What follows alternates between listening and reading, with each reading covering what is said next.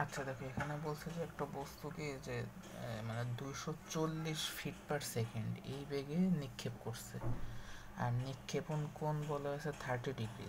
পরে বলছে যে 3 সেকেন্ড পর মানে বস্তুটার উচ্চতা কত হবে, মানে মাটি থেকে সব কত উপরে থাকবে এটা আমার বের করতে হবে। তাহলে দেখো এখানে কিন্তু দেখো মানে যে বেগ যেটা দেওয়া আছে সেটা আমার ফিট পার সেকেন্ড এককে দেওয়া, আর উচ্চতা যেটা বের করতে মানে বলছে আমাকে, মানে অপশনে কিন্তু সবগুলো মানে ফিট এককে দেওয়া। সো এই ম্যাথ সলভ করতে কিন্তু আমার জি এর মান মানে অভিকর্ষ ত্বরণ লাগবে কিন্তু। সো এখানে অভিকর্ষ ত্বরণের মান কিন্তু আমি G is equal to 9.8 metre per second square এটা কিন্তু ইউজ করতে পারবো না, কারণ কোয়েশ্চেনের সব এককগুলো আমার ফিট পার সেকেন্ডে দেওয়া আছে।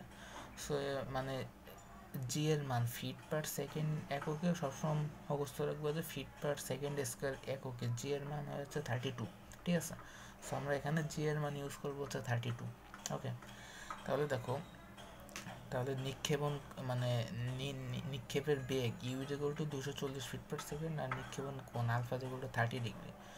তো উলম্ব উচ্চতা মানে 3 সেকেন্ড পর এই বস্তুটার উলম্ব উচ্চতা আমি বের করবো, মানে ওয়াইয়ের মান যেটা আমি চিত্রে আঁকছি, ওয়াইটা হচ্ছে আমার মানে উলম্ব উচ্চতা, আর এক্সট্রা হচ্ছে আমার ওই 3 সেকেন্ড পর বস্তুটা কী পরিমাণ আনুভূমিকভাবে করছে। ঠিক আছে, সো আমাকে এখানে অয়েল মান বের করতে বলা হয়েছে। তাহলে প্রাসে আমরা জানি কি যে কোনো একটা প্রাসকে নিক্ষেপ করে হলে টি সময় পর তার উলম্ব উচ্চতা হচ্ছে y is equal to u sine alpha into t minus half g t square.